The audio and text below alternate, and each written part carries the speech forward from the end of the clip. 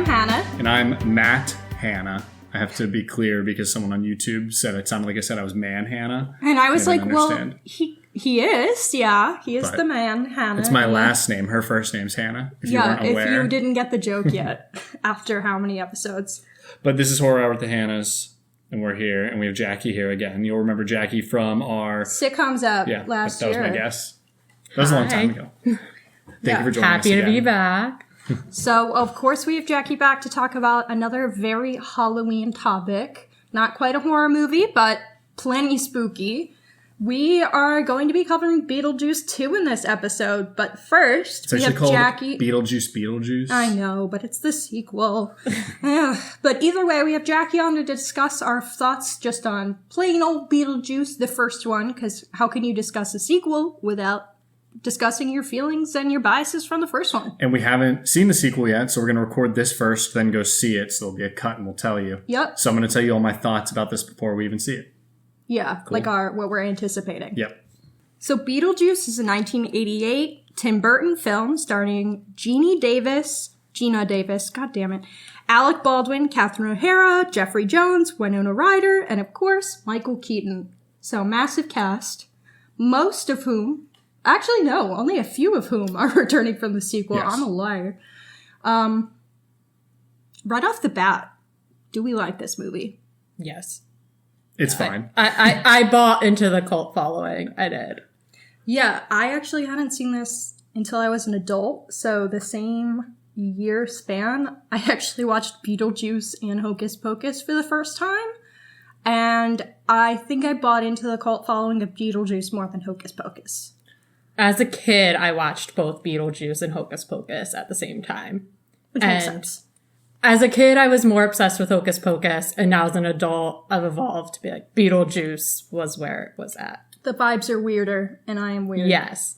I said it's fine. I do like this movie. I think we know that I'm not a big Tim Burton fan in general, but I think this is probably the best of the Burtonisms, in my opinion. It's the quirkiest, it's the funniest. Can you articulate why you don't like Tim Burton? Is that something you words for? No. Or just a feeling? Is it like his style? Is it like... It's not the claymation stuff. I'm fine with that. Oh, that's what I hate. I hate it. I don't think I've just ever found his stuff like particularly interesting.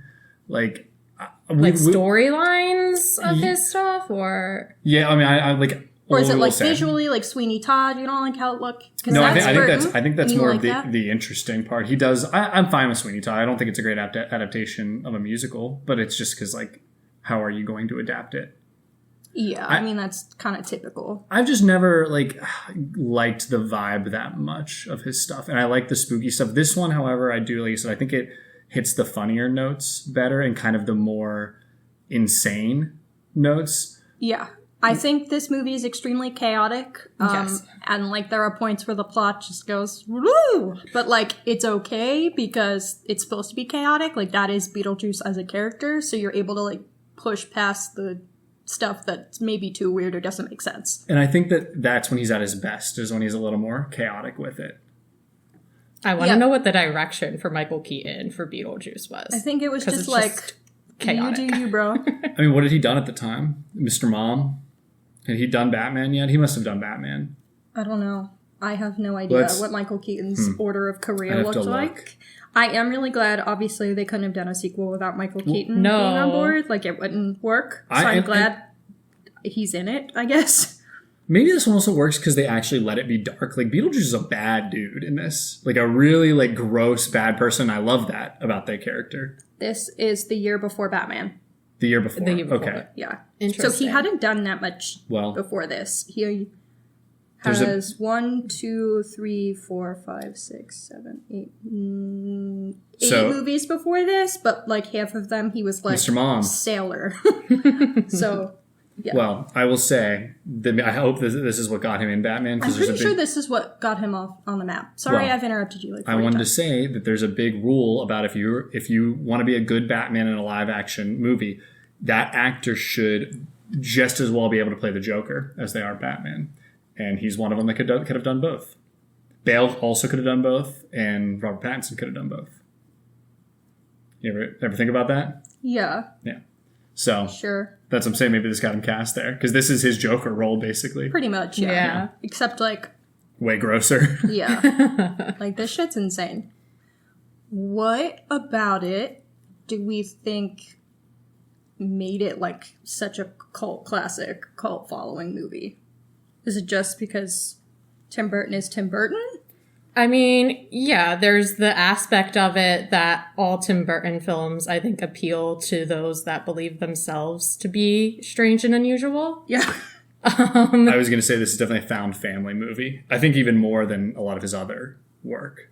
Like, very specifically, it's about, like, Lydia finding, like, harmony and finding parental figures in dead people. And finding her Yes. place. Yeah. Yes. Like you said, more like what you said. Finding just your place amongst the weird. Yeah. When you're not accepted elsewhere. Which I think can be said for a lot of Tim Burton films as well, like Nightmare Before Christmas. I feel like a lot of, like, the crowds that, you know, don't relate to everybody and whatever came together to kind of bond over these strange films because it was different, it was cool, it was unexpected. Is that why I wasn't different enough when I was a kid? And You that's why weren't he cool scared enough for me? Nightmare Before Christmas. I wasn't. Maybe- I'm still not. Maybe my complaint is it felt like he found success with that and then said, let me keep trying to do it. And then it became kind of like Okay. corporate. Okay. Does that make sense? And It it's like, does. let me It try to appease, like, these people that let me try to basically, like, squeeze them dry. But as a person that loves him for that, I'm happy Liked that it. he kept cranking it out, you know? Sure. And I also forgot that he was Batman and Batman Returns, which are both, like, pretty cool movies. Beetlejuice is only Tim Burton's second movie. Okay. That's what I'm saying. This is like Yeah. when He was started. at his yeah. most sincere. But then he did early. Batman. Yeah. And then he did Edward Scissorhands, which Which is I also feel is fine. fairly sincere. Yeah, and then he did, like, in my Alice in opinion. Wonderland. Lame. That and Charlie and the Chocolate Factory, insincere, Really in my bad. opinion. Yes. I never saw Sleepy Hollow. Is that him? Yes. He has another pretty sincere People movie. love Big Fish. Big Fish was the one I was going to say. Yeah. I do love that. I haven't seen it. Yeah, it almost feels like he never, kinda and maybe that's why alternate. I've called him a hack because I've been mean. Feels like he never grew beyond this. He had these really good ideas and he kind of just tried to keep going back to the well instead of, like, doing his next big thing. Does that make sense? Or am I being too harsh? I could be both. It could be both. I get yeah. your opinion, but I think it works for him and he does it well, so why should he veer off? Like, his... Well, I That's think fine. kind of part of being an artist and being a successful artist is about growing and adapting. Like, you'll see a lot of musical artists that, whether we like it or not, whether we like their new stuff or their old stuff better, like, the reason they're so popular is because they've, you know, switched or changed over time. Yeah. And I think that shows your talent when you're able to, like, be flexible. And this man is really good at this thing that he's doing, but, like, we don't know beyond that. Yeah. I mean, Big Fish was the only real swing in a different direction. It was just as, like, quirky. And it was, I like Big Fish. I've seen it. You said, right? No. It's cute. No. Even, like, Sweeney Todd, which I don't think should have been as Burtonized, it's definitely different, but it's still, like, even the design of the character is so Burton. I feel... Yeah. He has a style. We're off And he topic. brings it to everything. Yeah, sorry. Yeah. I will say, though, I feel like Unfortunately. he sucked the humor out of Sweeney Todd, which is a very funny musical, which is silly because of how funny Beetlejuice is. This Yes. podcast Like, why is are not we about not- Sweeney Todd. Yeah, we've covered it. But, like, haven't covered the why are movie. we not in that? Why is he not taking the same humor? Because the humor in this is gross and funny and, like, dirty and great. It's not for kids. And I appreciate that. I think it's a great movie to introduce kids to horror, though. Sure. Yeah, it is pretty spooky. Yeah.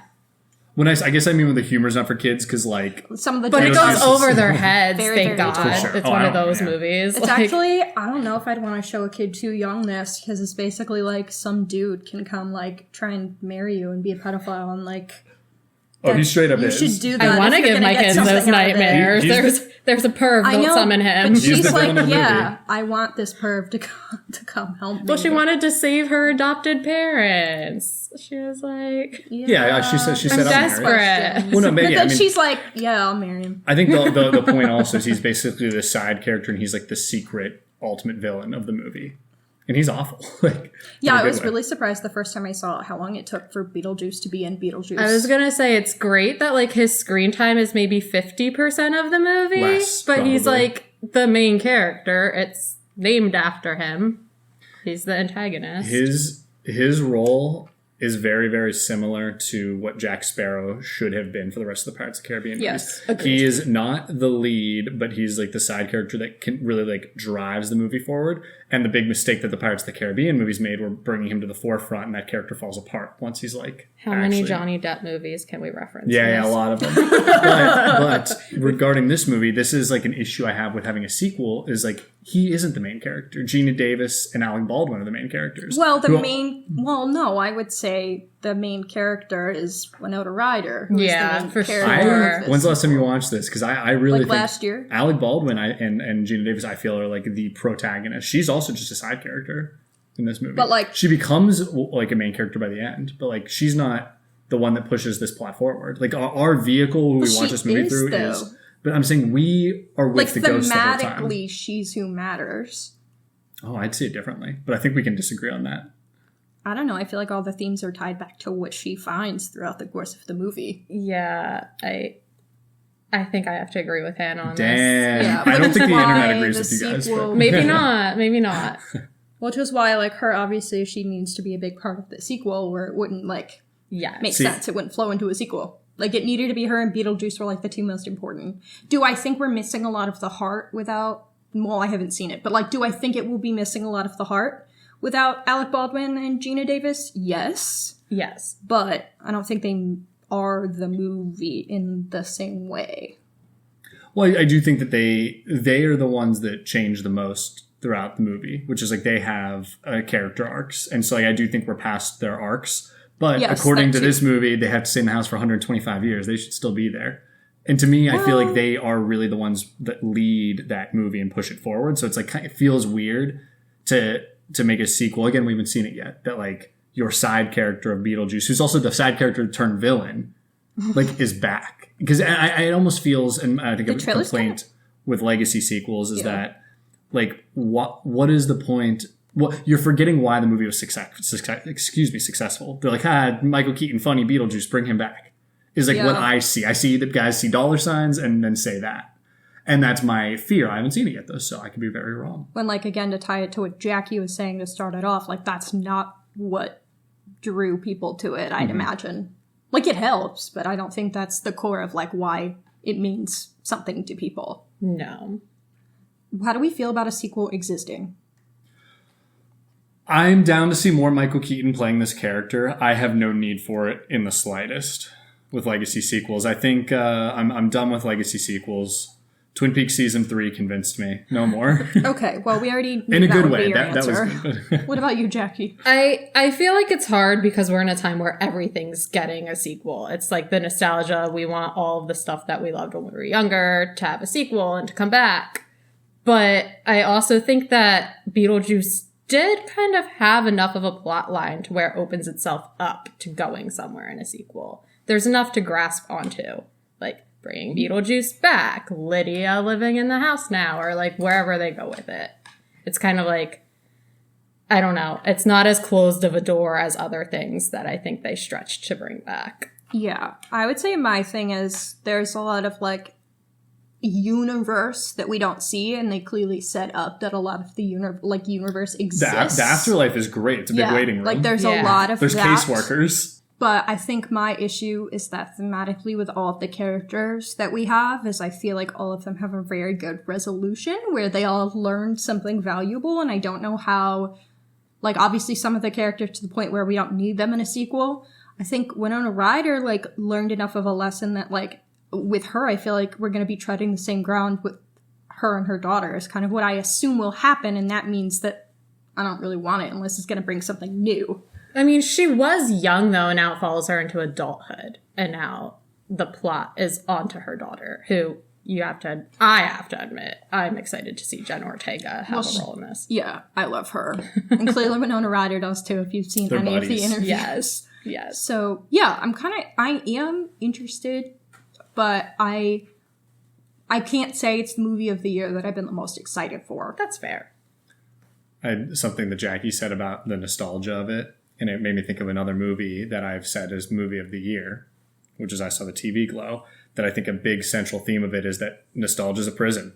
And like you're never going to get back to that time, and like trying to hold movies or trying to like get to that is just like limiting yourself. And I think that's where I get frustrated with these legacy sequels. But I'll see it, and I'm going to give it the benefit of the doubt, but it has like a high bar to clear for me to feel like it was worth being made. And we will find out once we watch. So I feel like that's probably a pretty good endpoint. Jackie, any final thoughts? No, I think we covered it all. Okay. So next time you hear from us in like 30 seconds, we will have watched the sequel. And talk about it. All right, bye. Okay, we are back, and we have seen Beetlejuice. Yes. So quick, right off the bat, as we know, Beetlejuice came out this year. It's the sequel. Directed by Tim Burton. Not written by Tim Burton, though. Written by Michael McDowell, Larry Wilson, and Alfred Goh. Starring Michael Keaton, Winona Ryder, Catherine O'Hara, and Jenna Ortega. So, off the bat, did it live up to your expectations, meet your expectations, or... It met my expectations, which were low. Yeah. So, it's just straight up, I will say, I did not like it very much. It exceeded my expectations. So you liked it? Okay. Or you liked it more than you thought you were going to? I liked it more than I thought I was going to. I did not have high expectations, and yeah, I didn't find it miserable. There were definitely parts that I actively enjoyed. Which, yeah, I'm very happy about, actually. There were funny moments overall. This movie moved at such a weird pace. Like, it was... I felt like I was watching, like, Instagram reels. Just like one thing to the next thing to the next thing. It like felt like it was afraid it wouldn't be able to keep your attention if we didn't just have about a billion different things happening at once. Well, I do agree that it definitely hopped around like a lot, but I would say the first one is kind of chaotic, and so I think the second one was trying to match the chaotic energy of the first one.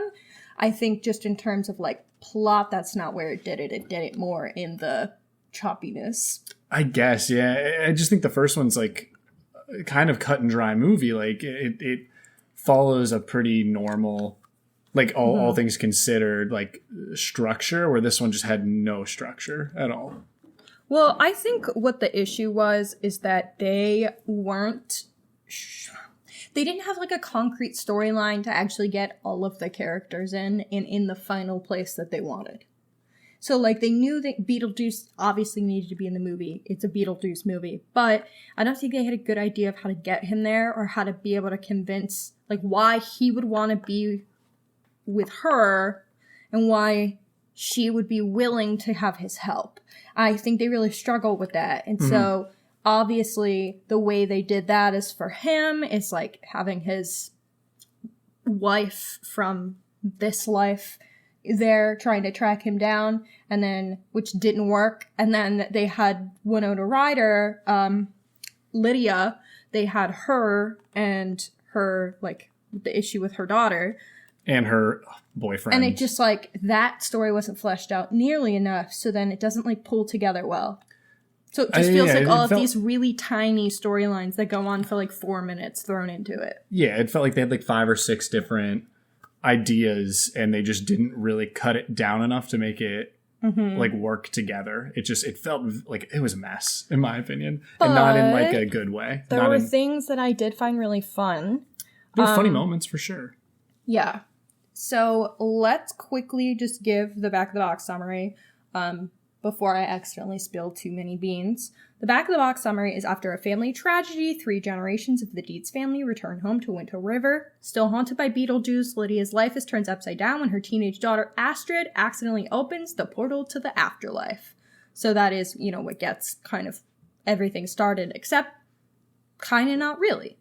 So, yeah, that's what we were saying was really messy. It's like how that part, how Astrid accidentally opens the portal to the afterlife, just like is not fleshed out enough for it to like for us to care. To be honest, I paid attention to this movie, and I like don't even think I could remember what the order of events were that led to everything happening. I could. It's gone for me. It was in one ear, out the other. No, I retained it. Okay, but it's more just that. Yeah, I don't know. It's just messy, but I will say this movie is pretty fucking funny. I laughed out loud a couple times. Most of the time, it was because of Catherine O'Hara. I was going to say she was probably the funniest part. And then Defoe. God, they had Catherine O'Hara in this movie. Yeah, I was going to say all of the funniest parts were her. Because she's fucking hilarious. Really, it's really giving Moira Rose. Yeah, I think that she definitely used that. But I mean, that character was already kind of Moira Rose, yeah. Well, that's why. How do we even say her name? Dahlia? Dahlia? Yeah, it's Delia. Spelled No, it's just Delia. Delia. I'm dumb. Yeah, you're like confusing me now. Delia. Yeah, no, it's just Delia. I like Delia. In the first one, I feel like you're like, ew, I hate this woman. And in this one, I was like, oh my God, I love her so much. I love her so, so, so much. And that was really fun for me. I think they also made a couple really creative choices because the actor who played Lydia's father is a big time piece of shit. I forget his name. He had like child porn. Okay. Yeah. So he was found with it. I think he's like a registered sex offender now. There's all kinds of stuff. So bad person. So I really liked how they chose, obviously, to not have him, to kill him off. And anytime they show him, it's headless, so they could have whoever the hell they want. By a shark, yeah. Spoilers. We're not on the spoilers. Oh my God, who cares? It's Beetlejuice. So, and yeah, I liked that. And then I also really liked how when they do show how he died, they use it with claymation. That was so funny. I actually thought that was genius, and it made me laugh a lot. So I feel like the first like half hour of this movie were so funny.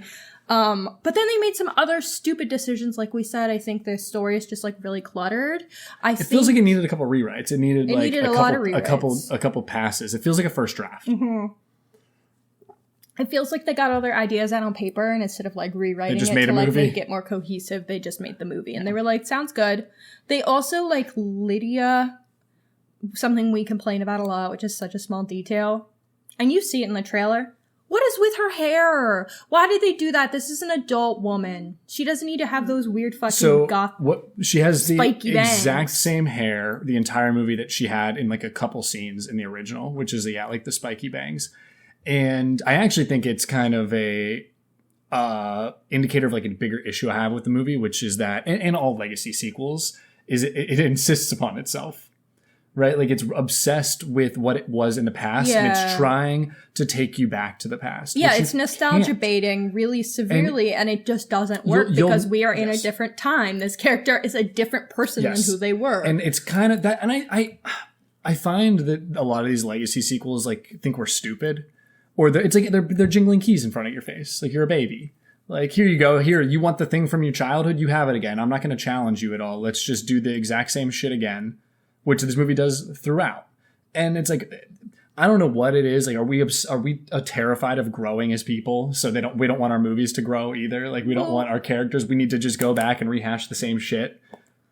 Like, it just drives me insane. That feels dramatic, but like... it wouldn't be as big of a deal if we haven't done this with a billion other fucking movies. Yeah. So I'm like sick of it. And I know I talk about Twin Peaks a lot, but the entire point of season 3 is you just can't go back. You cannot go back and relive. And David Lynch understood that. And he like kind of punishes the audience for their expectations of going back to a happier, simpler, nostalgic time by throwing that out and not rewarding you for anything. And I feel like that was like a critical moment that came out in 2017 to say, we're done with this shit. You can't go back. We have to go forward. It's anti-art to try to just go and recreate the same shit instead of allowing your characters and yourself to move forward. But sorry, that's my soapbox feeling on it. You follow me though? No, I do follow you. I think trying to channel the same emotions that the first movie gave you is the correct, like that is the direction they should be going in. It should try and channel the same vibes. And I think in some ways they were successful with that, and in some ways they weren't. But yeah, it doesn't have to be exactly to a T the same. And I think I just get I'm frustrated with this trend. I think just because, what does it say? Like, let's get like real philosophical. What does it say about us? What does it say about what studios and whoever like writers think of their audience? Like, are we all as a people just so stunted that we're like are afraid to like move on and move past? I don't think it's that. That's so dramatic. It is. That's not what it is. It's not that people are afraid to move on. It's like, I like this. People like this movie. Give them the same thing because they liked it. Can I counter with an example of The Last Jedi? Basically destroying everyone's brains because Luke Skywalker changed as a person and they were like, he's my hero. And they're afraid for any character change. Everyone wants just to like live when they want to just go back to what their simpler, happier time as they were as a kid. And it's just like absurd and baby brained of them, I think. And like that movie, I love that movie. I feel like the backlash to it completely changed all of blockbusters. So that is true. And I was kind of thinking that when you were talking, that I think your heat comes from that a lot. It just because I do think that is a massive failure of The Force Awakens and J.J. Abrams to have basically tried to rewrite the first movie. Mm-hmm. Like, that just does not work for me. It's because it's not original or fun at all. And at least this story, it's not just like completely copying the same thing. In a lot of ways, yes, but it tries to bring in other shit. And in that way, I can give it props versus that just The Force Awakens, Star Wars, it just didn't. I'm having a discussion, I guess, as a whole about legacy sequels, not just Beetlejuice. It's just that Beetlejuice is getting my wrath right now because it's the most recent legacy sequel I've seen. Yeah. And I will give a movie like Scream 5 some credit because I actually think that from what I remember, that pushed boundaries a little bit and changed like the story and made sense as a legacy sequel and kind of was making fun of requels or legacy sequels, and that works. I think Scream 4 probably does a better job of that, but like at least there's something interesting in Scream 5. So I'm just, like I said, I'm having a bigger issue with just the state of film right now and this weird reverence we have for like comedy characters. Mm-hmm. Like look at the fucking Ghostbusters movie too that came out. Well, that's just like it's like, why are we having reverence for this basically SNL sketch of a movie? It's great. I love the first Ghostbusters, but like these aren't like these heroes that we need to have a very serious movie about like 25 years later or whatever it is. More. Can I get you off your soapbox? Yes, I'm done. Actually, like talk about the movie. Yes, though? I'm done. How did you feel about Justin Theroux's character? Like, just spoiler free. I think that they're trying. It all comes back to just trying to rehash shit. He's supposed to be like a retread of characters from the first movie. Either what character? I don't agree. I don't think. Well, I can't say her name. What's Catherine O'Hara's? Her friends, the ones trying to make money off of the ghost thing, the ones that she brings into the house. Like he's literally just that. Yes. So take back what you said. He's also kind of her. Delia. Why can't I say her name? Delia. Doesn't make sense to me. No, I thought his character was really funny, though. I don't care if it is rehashing something similar. He brought me a lot of joy, and I normally don't give a fuck about Justin Theroux, so I was really into that. Yeah, he was fun. I stand by what I said. And how did you feel about like the effects used in this movie compared to the OG, like practicals versus effects? I think that to choose to go with CGI over practicals compared to the first one, whoever made that decision should be in jail. Mm-hmm. Well, especially when it came to the worm. The worms are back, and they had the coolest like claymation worms in the first movie that they somehow cross over and they you know what I mean, cross over with people, and it's really goofy and fun. And this one we have CGI worms that look like not tangible at all. Well, something funny about this background info is Michael Keaton said he and Tim Burton were only interested in doing the film if it wasn't too technology heavy, and they wanted it to have the same practical effects as the original. But it definitely didn't, right? No. Unless I'm crazy and I can't tell the difference. It certainly didn't look as good. You know what? I have to say there's a scene that happened that I think sums up all of my problems. It's a 2-second thing that happens. Mm-hmm. Remember the first one when Beetlejuice looks at someone and it's the back of his head and you see all the claws come out around, and it's a really cool practical. It's creepy. Mm-hmm. They decided, well, let's just rehash that. Let's just do that exact same thing again, except it was all CG and it looked like shit. So it's like, once again, like, let's cash in on, we've seen that before. Jingle the keys in front of the baby's face. and also not make it look as good or as interesting. So, yes, I'm being so harsh, but it has to be said. And again, my wrath on this is less about this movie and more about all of these as a whole. I will tell you, there are things I like once we get to spoilers. So, okay. Well, can I go through some background before we do our 15-second summaries? Yeah. Okay. So Tim Burton had always said he would only ever do another Beetlejuice movie if Michael Keaton was willing to return. Obviously. Yeah. Duh. And in 2014, in an interview, Michael Keaton said, "This is the only sequel I am interested in doing." For any of his movies. Yes. Except he came back as Batman for a dog shit Flash Whatever. movie. He probably got He could probably get a bag, paycheck, and he was barely in it, so who gives a shit? And so, obviously, leads to this movie. They had also said, or he had also said that making this movie was more fun than making the first for him, Michael Keaton. And he said he'd be down to do as many sequels, like another sequel if people wanted it, because, quote, "I do these films every year," because he had so much fun. I'm happy for him, but I don't need it. Yeah, well, and a lot of the actors seem to have fun because Jenna Ortega revealed that she constantly was breaking because of Justin Theroux, because he just kept making her burst out laughing and break character. I would be breaking from Catherine O'Hara. I don't think I could be on set Justin with her. Theroux said that Catherine O'Hara was the one that made him constantly break. She was so funny in this. Yeah, that's what I was She gonna is like say. actually the saving grace. Not even Keaton in this. I mean, he's fine. He's doing the same stuff as before, but she like makes this movie worth it in some ways. Yes. Anytime that she's on screen, I was just so happy. Mm-hmm. She brings me so much joy, and I have like specific quotes that I wrote down that I wanted to share that made me crack up. Good. But yeah, so I'm not surprised at all to hear that those were the two actors that made people break constantly, because that is so funny.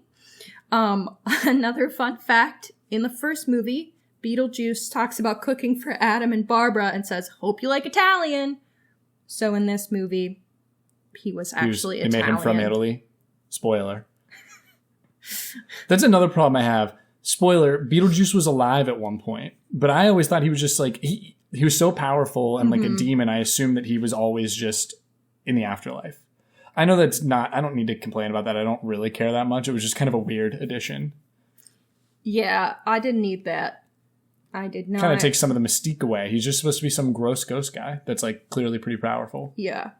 Also, the reason that Alec Baldwin and Gina Davis didn't make any sort of appearance in this is because their characters would never age, and because they're ghosts, and no amount of digital de-aging would convince audiences that they were the same ages that they were in the first film, so they didn't want to use them. Like, personally, just don't de-age them. Just have them be old and then put them in the same clothes and pretend that they're young.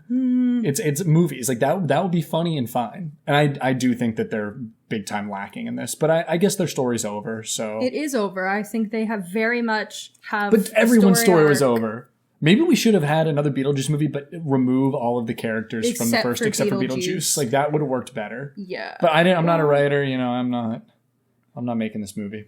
Be what it be, dog. Because like, and have him just be another wacky side character that gets involved with someone recently dying, trying to figure their shit out. They're figure the afterlife out.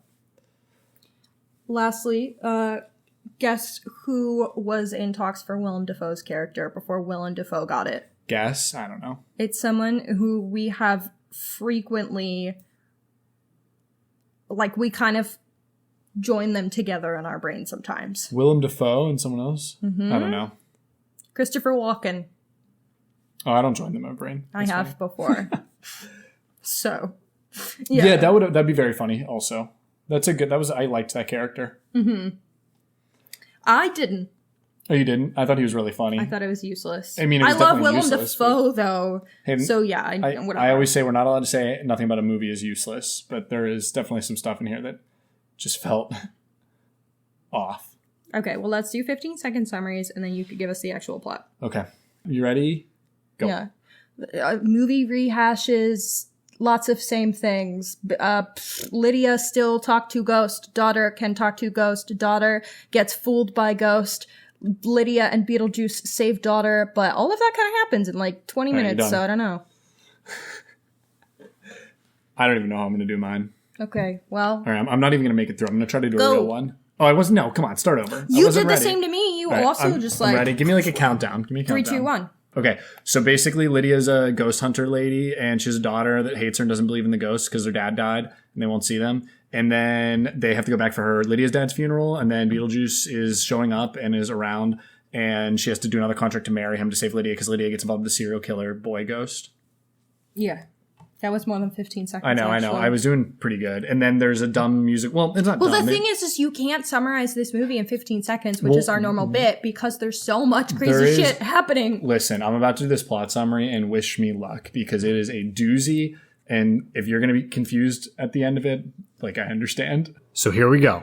In 2024, Lydia Deetz hosts the supernatural TV talk show Ghost House. She's been estranged from her daughter Astrid since Lydia's ex-husband and Astrid's father, Richard, died while in the Amazons. While taping an episode, Lydia hallucinates seeing Beetlejuice in the audience.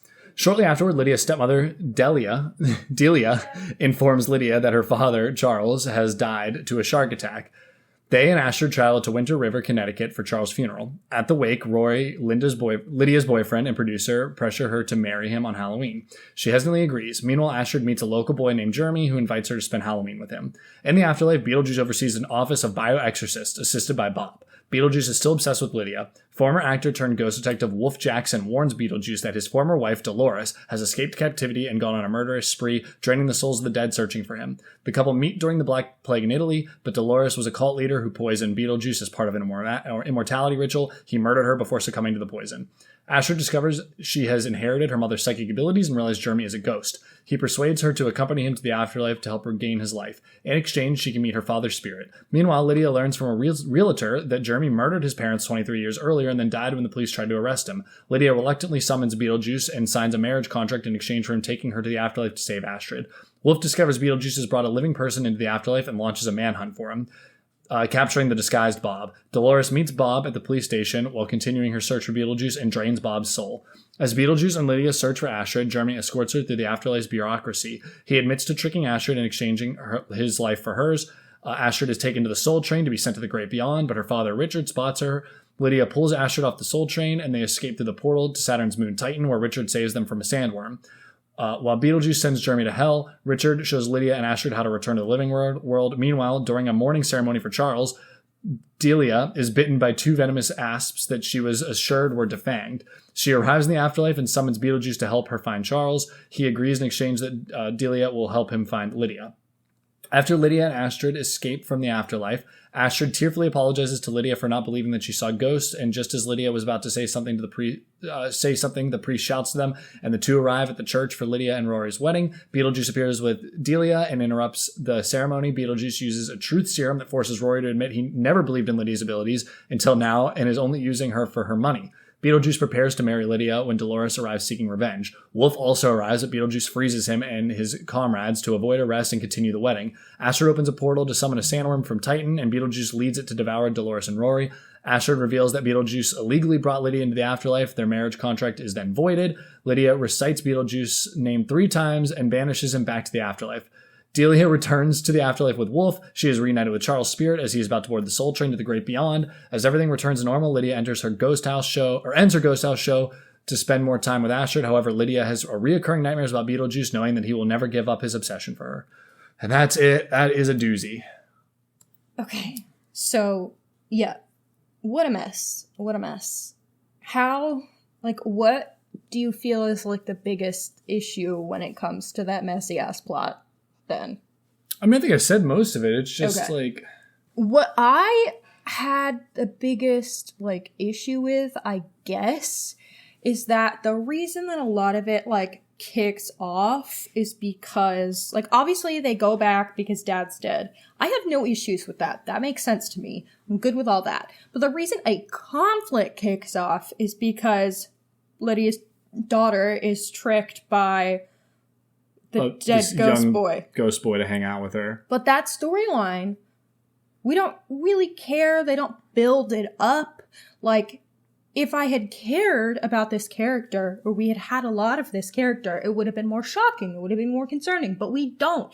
And we also don't get enough reason to like him, so we're not shocked that he's bad. Like, we're not upset that he's a bad boy. We barely have any time to meet, anyone. to beat, Astrid. That's Jenna Ortega's character. Yeah, she's pretty one note. It's basically like I hate my mom and I miss my dad. And that's all we have. Yeah. So, yeah, I think that is kind of the problem there, is that the big bad is launched by these two characters that we don't have anything on. The big bad that's in the movie for like 10 minutes. 2 seconds. And that's the other issue, that like he is the villain that starts the conflict, but then he is beaten so easily that it's just like, oh, okay. I don't care. Yeah. And then Beetlejuice is kind of the big bad because he has to be, but... But he's like not really, like you kind of are like, yeah, sure, get married. I don't care. Yeah. And Winona Ryder actually wanted them to. Winona Ryder has always been like, I think they're endgame. Which is hilarious. That's so funny. Like, that's so bad. But, like, it makes sense. I mean, he's gross. Like, Beetlejuice is supposed to be, like, a creepy old man. And he's actually old in this, and that's perfect. Yeah. And I actually will say a complaint. I just feel like they didn't let him be as gross in this one as the first one. Well, they actually tried to in some way. Like, you could tell based off the things he said that they, like, aren't, like, politically correct. Like, there's stuff from the first one that you'd be like, oh, we would not write that into a movie now. What do you mean? He's a gross character. We should write it in. But that's what their point was. It's like, yes, we should write it in. That's the whole point of the character. And there were times where I see that. Yeah. There are definitely lines where I was like, if it wasn't Beetlejuice, I don't know if someone would have written it, but... What needs to happen, though, is he's supposed to be, like, an overtly sexual character. And, like, in a gross way, like, in a pestering, the women aren't interested way. And, like, that's, like, his character. Like, he is gross. And I feel like it works really well when you have Lydia as a teenager and he is this 400-year-old ghost trying to get with her and being disgusting about it. Like, that's like a huge point of the first movie. Well, I think that's why they did the baby thing in this. That's true. Because they were like, that is fucking gross. For the Beetlejuice baby. Yeah. And that's fine. I just, like, honestly, he probably should have been interested in Astrid. Yeah, that would have been way more interesting. And like, that maintains the, like, he is despicable and gross. And that's also, like yeah, and like, he's played that willing way. That's, like, to why go it's funny. Save her, but then he's like, I want to marry your daughter and is now. like, no, I'm marrying her. See, that'd be funny. And then he'd be like, we have a dual wedding with Rory and... oh my god, that would have been so funny. It's just, yeah. But, yeah. Sorry. So, I'm going to talk about things I liked, because the first 20 minutes of this, I actually think were really silly. Mm-hmm. And there was a moment where I was like, you know what, I might like this. And it's at Charles's funeral. And they have an entire choir of children, while they're lowering an empty casket into the ground, singing the Banana song. Like, in, like, this weird choir version. And I was dying. I thought that was so funny. And I was like, this is a funny way to do a callback. And make it like it fresh in a silly, stupid, funny way. Like, why would they play that? But who cares? Like, because she's crazy. Catherine O'Hara. Was nostalgia in a great way. That's like a really, I think, a very funny way, because it's in service of an actual good joke. It's not in service of a key jingle, as I've been saying. Mm-hmm. You know, it's both, I guess. But that really gets me. Keaton is still giving it his all. I think that, again, the Beetlejuice, making that character entertaining is all in the writing and making him just as gross as possible, I think. And I just don't think we have that. But I do need to say, I really liked Willem Dafoe in this. And I think it's because it was something new to be like, he is a ghost detective. But the thing is, he wasn't a cop or a detective in real life. He was an actor in real life. And it's just Dafoe, like, he was chewing up every scene. He was actually, like, acting circles around everybody. Well, because it's Willem Dafoe. Yeah. But him being, like, he's like this detective, but it's very much like TV detective. I don't know. That clicked for me. It really worked. I found it very funny. My note was, why is Willem Dafoe here degrading himself? LMAO. But I said he was chewed up every scene he was in. Yeah. And I think it's because he was playing this over the top detective because he was an actor. Mm-hmm. And yeah, I liked that character. I think that him being there was messy because you have this whole Beetlejuice Dolores wife plot that is like sucking people's souls that just seemed kind of out of nowhere. Yeah, I think that whole subplot is stupid. I don't think that needed to be here at all. I've seen other people say that too on Twitter, so it's not like we're unique in this opinion. But yeah, no, I 100% agree. If you think that character adds nothing to the plot, if you think that whole subplot does nothing for the movie, you are correct. We didn't need Willem Dafoe. We didn't, which love him, but we didn't need him because we didn't need. We could have had her him going after Beetlejuice instead of her. But it would have to just be a different I reason. think it's misunderstanding the first movie, thinking that Beetlejuice is a main character. As I said before, he's not. He's a wacky side character that throws chaos into what would be like a normal plot, in quotes. So when you try to make him like an actual protagonist, they basically added her so they can make Beetlejuice protagonist. Not a good guy, but someone that drives the story forward instead of throwing a wrench in the story. And it just doesn't work that way. It kind of takes away the mystique. Because like what is his purpose in the first movie other than to just cause as many problems? It's like he's there to fix a problem and then immediately cause double the amount of problems. Yes. Like he is there to help the protagonist or hurt the protagonist, and that's what I like about him. So he's like Jack Sparrow in the first movie. Not exactly the protagonist. Like Will is the protagonist and Jack is there to kind of just throw wrenches into things. Either a good wrench or a bad wrench. I don't know. Yeah, but I will say, because of that, we got the line, "See ya, fucker," from... And then they had to bleep a fuck later because that was their one. Because that was their one fuck, which I thought was kind of dumb. Just not do fuck later then, if you're going to say "see ya, fucker." I don't know. Michael Keaton saying that brought me a lot of joy. I like Michael Keaton. I just like... I prefer when he's actually like a really good actor, and I would prefer for him to just do actual work with real artists. Sorry, real artists. Sorry, Tim Burton's a real artist. I mean, to like work on something that isn't some bullshit legacy sequel. But if you're having fun, man, and you want to get that, if you want to get paid, go do it. If you want to get bagged for just having fun, like, I support that, dude. Yeah. I wrote down, like I said earlier, my favorite Catherine O'Hara moments because, again, she is the shining star of this movie. She starts off telling Lydia that Dad is dead by saying, "He left me." See, it's making me laugh now. I forgot about that. Which you knew from the trailers that he was dead. So, like, we knew that was the case. So we, like, cracked up. Later, when she... But then she's like, wait, what do you mean? She's like, "Daddy's dead, dear." Or whatever. It's just, like, so matter of fact. It was really funny. Later, when she dies, she says she died of embarrassment. Which is not... Oh, because she got bit by snakes. She got bit by the snakes that she defanged, but weren't defanged. Yeah. And it was videoed, so she died of embarrassment. That was so funny. Let's rewrite this movie where it actually just Catherine O'Hara dies, and it's her in the afterlife. It's like the same movie as the first one, but it's just her. She also, when she is in the afterlife, she is trying to cut the line and says, "I have global entry." And like it's Captain O'Hara with her Captain O'Hara delivery. It was so I love her. She's my hero. She's in the afterlife waiting room. Yeah, that brought me so much joy. I could go on and on all day about how much I love Captain O'Hara. I will say the first movie did such a good job creating this goofy afterlife, and I really think that's a big, strong part of the original movie, and I'm glad that that's still here. Yeah, I love the setup of the afterlife is the DMV. Yeah. To get to the Soul Train, to go to the Great Beyond, or you're forced to, stay for 125 years like Adam and Barbara were supposed to be. Yeah, I think they still did fine doing the afterlife. I also thought the design of Dad with all of the piranhas were really funny, especially because they kept like jiggling and then you heard like a fishy jiggle. That was really funny. I thought all the designs of like the afterlife were still good. Like I enjoyed them. Also, all of the Bobs were confusing, but I loved them. I was like, why are there many Bobs? But I love the Bobs. That was also weird to me because like Bob is just a character that has a shrunken head in the first one by the witch doctor who then shrinks Beetlejuice's head, but now we have like 17 Bobs. Because they know we love Bob. I did. So they were like, funny. Y'all love Bob. Here is a million Bob. And I needed that. Rip to I love Bob. At the end of the movie, there was a rest in peace to Bob with like date dad. That was so They killed him, funny. which was also weird. Like killed him double. Like he's second death. Dead. Like Coco, second death. When everyone forgets he's gone dead. I'm gonna cry thinking about Coco. Yeah, that was really funny too in the credits. What else do we like? Because we kind of shit on this movie for 20 minutes, so I feel like we have to, before we move further, we have to say only good things.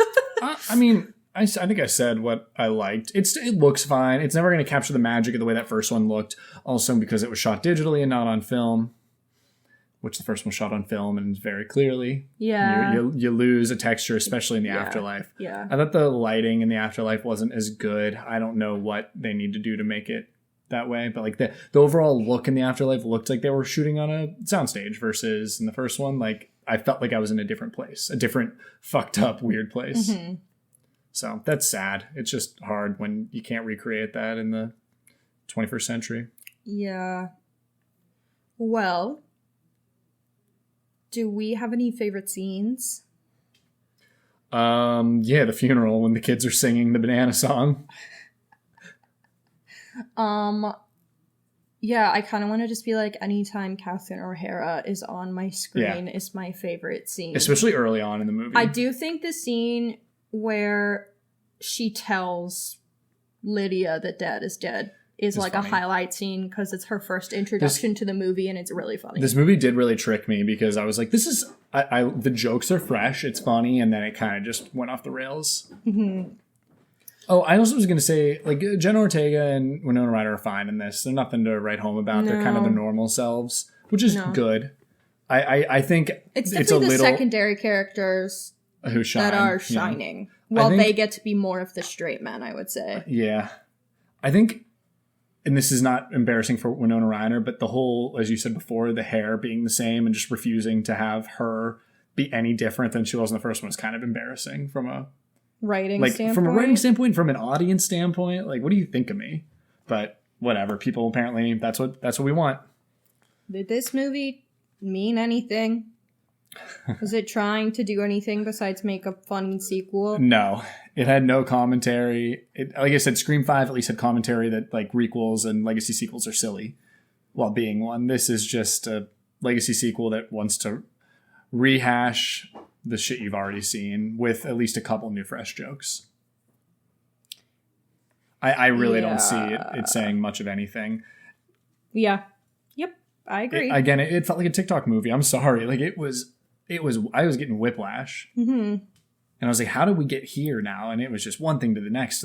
Like it was very much the and then, not, which is that the writing hack, right? You got to write but or therefore between your beats. This beat happens and then this beat happens, which is like writing death, right? It's not, you had some buts and therefores, but not that many.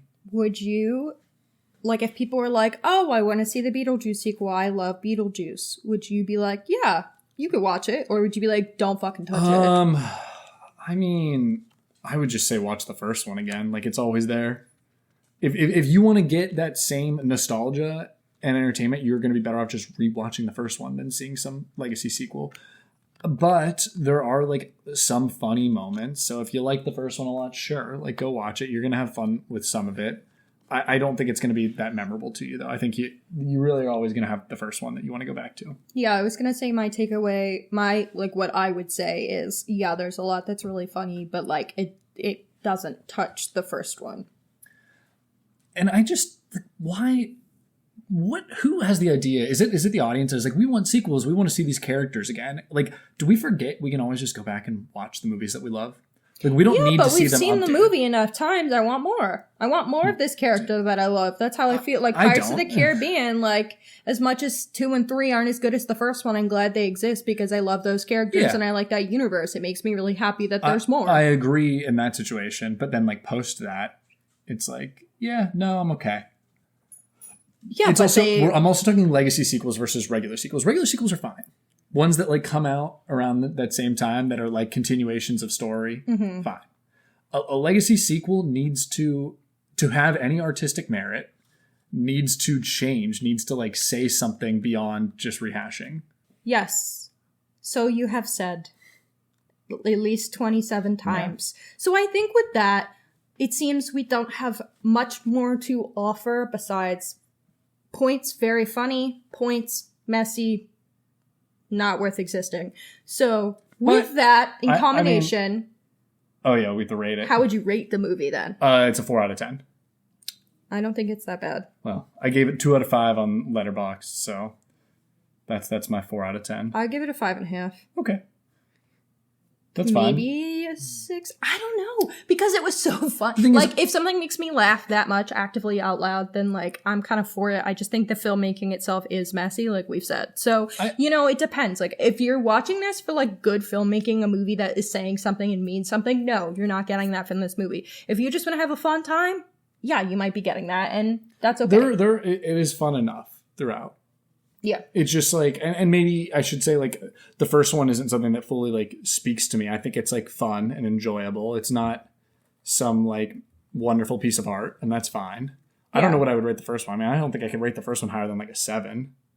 Yeah. It's probably like a 7. And I get that. So, like, a 4 for the sequel. That makes sense. Yeah. Fair enough.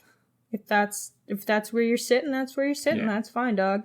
Well, do you want people to go see it in theaters? Or is it not even in theaters anymore? I think it's still in theaters. I don't know if I'd say it's worth paying for money in theaters, but I think it's a fun watch, so fuck it. It's Halloween, baby. All right. Well, are we all done then? Yeah. All right. Well, happy Halloween, everyone. This why we have one more episode, or our next episode will be after Halloween. No, our next episode is right still before. Yeah. Oh, perfect. Okay. Halloween season. Nice. Okay. Well, we will see y'all next time. Thank you for listening to Horror Hour with the Hannahs. Make sure to listen to future episodes on Spotify, Apple Podcasts, Amazon Music, iHeartRadio, or wherever you can find podcasts. You can follow us at Horror Hour with the Hannahs on TikTok and Instagram for more content. If you like the podcast, please follow and leave a review on your favorite podcasting app. Happy hauntings!